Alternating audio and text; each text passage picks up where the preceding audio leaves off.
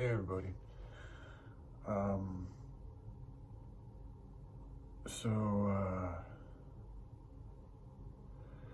yeah, a little bit of a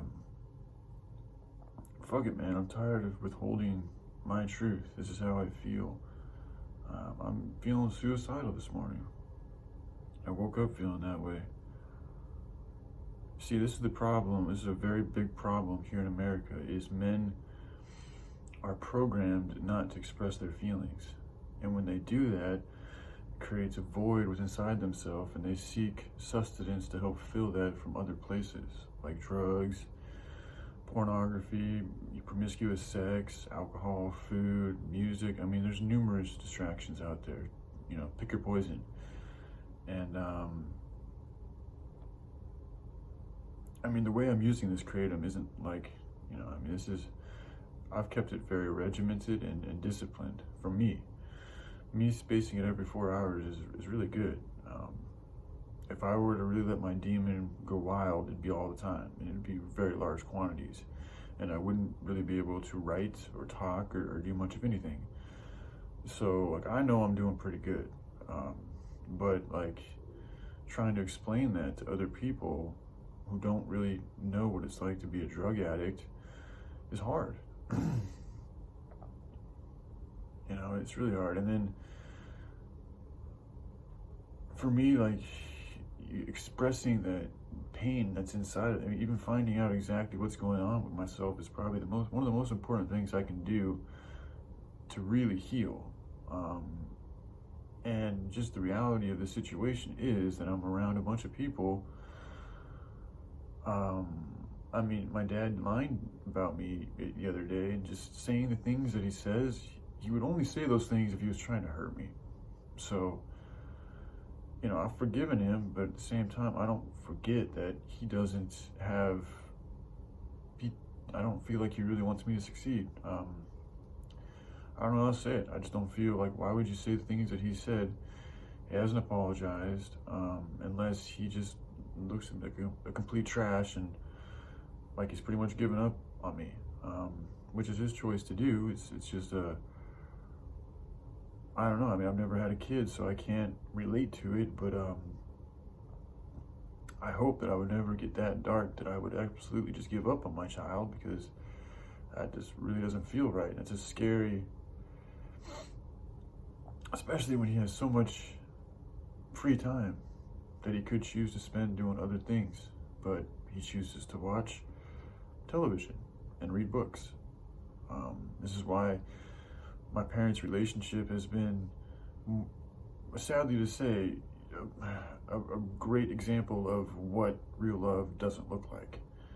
Because I've never felt like my parents have really been in love. It's always been a relationship it's been two like nice people that aren't really able to be real with themselves, you know.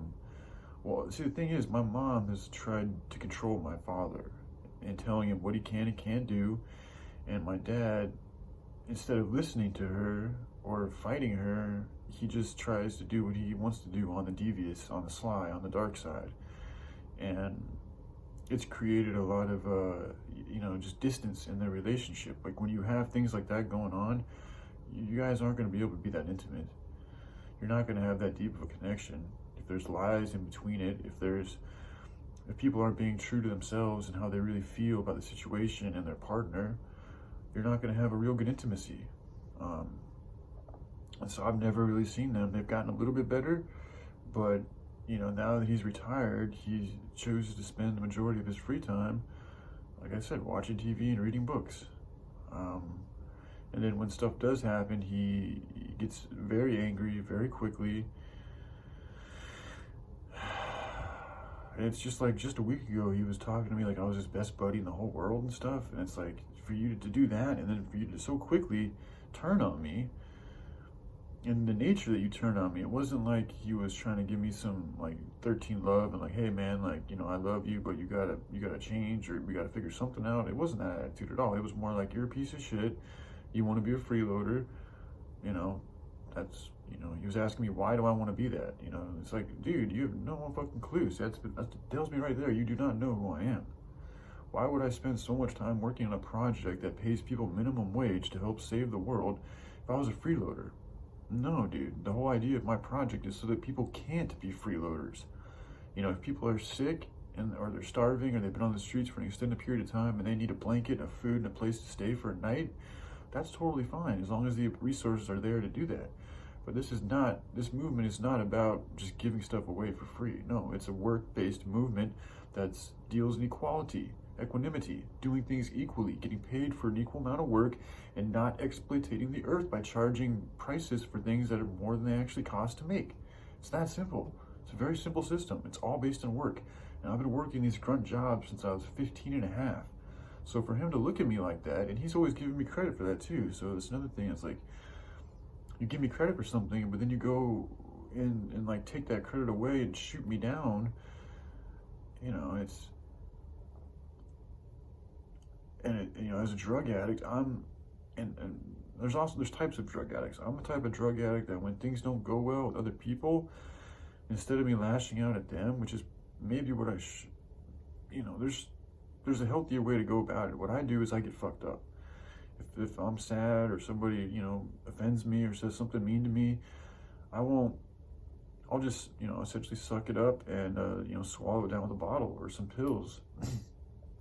But what I should do is tell them how I really feel. And that's been one of the biggest problems with this family is we leave things unresolved all the time.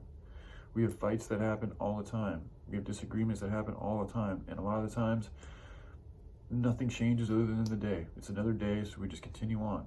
But that problem is still lingering. That spirit is still here. It's an energy that is in this house that's haunting my whole family. And we're all feeding it in various ways. And this is probably going on in most, if not all, houses in America and across the world, especially for those that are more associated with this beast system. Because again, the way that we live, this whole infrastructure is perpetuating evil. This is a key concept I need you guys to get. These people in charge, they know what the fuck they're doing. They're very intelligent, all right? So they know as long as they keep us dependent on this infrastructure, they're going to stay in power. That's the only way out of this. Like the military, that's not going to help because they could take away our food, our water, our electricity like that. And then you're fucked. A military and army can't fight without a supply chain. So this is why it's absolutely vital that we develop our own supply chain that's in good harmony with Mother Nature and the rest of the animals. It's imperative. That's the only way we're going to get out of this. I mean, that's all I've thought of. That's the only thing that makes sense. That's the only thing that covers all the T, crosses all the T's and dots all the I's. Is by us creating our own infrastructure, is us learning how to deal with shit on our own, and for us not to perpetuate something we know is not good anymore. That's the big problem. It's like there's enough people that know this is not good, and yet they're still continuing to go along with it. When there's plenty of other alternatives. This whole self-sufficiency, homesteading thing, it's been around for a while. This whole issue with the sickness has been around for a while. People know shit's fucked up, but the question is, what are they doing about it? And a lot of people aren't doing much. And if they are doing something, it's a lot of the time, see, this is what's happening because the world's so fucked up. A lot of these preppers and people who are prepared for it, they have the attitude that like, well, we've been saying all this stuff. We've been preparing for all these years. So fuck everybody else. Like you guys should have been doing what we were doing. And it's like, I can see why they say those things. But at the same time, my head's like, dude, do you not realize there's strength in numbers? Why not try to help some of your fellow brothers and sisters out and give them good jobs, by opening up your land and having a curriculum they have to follow in order if they want to stay on your land. I mean, there's nothing wrong with that. If you own a piece of property, you're the landlord of that property. That means you get to dictate the way things are done on your land. So come up with a set of rules and see if people will want to follow them, because all those preppers that are all spread around, they all have their own self-sufficient, ecosystems and homesteads going, y'all can be taken out easily. Okay, even if there's a number of you guys all collected together over hundreds of miles, they have sophisticated technology that you guys do not have. They have probably laser weapons, they have energy weapons, they can fuck with your moods, they have armor-piercing rounds, they have bunker buster bombs that go in deep into the earth and blow things wide open. I mean, and they have control over the military. They have the ultimate control. They're the ones pulling the strings of the top generals and the top admirals and the top all these things. So for you guys to think that you're going to be able to negotiate with the military, no, they don't. Military does not negotiate. It's you do this or you're going to get in trouble. or you're going to lose your job, or we're going to castrate you, we're going to take away your funds, we're going to do all these things if you don't follow our rules. This is why I think it's not going to happen. The military, they're going to have to leave. People in the military are going to have to leave the military and develop their own military, but it should really be around developing your own infrastructure. And then we use the detached military to defend this new infrastructure. That's the best way we can do it. And then we continue to grow, we continue to build, we continue to expand, we continue to speak the truth from within the protection of our own kingdom, our own infrastructure that we are maintaining and making sure that it is following in the good guidelines that we set for it.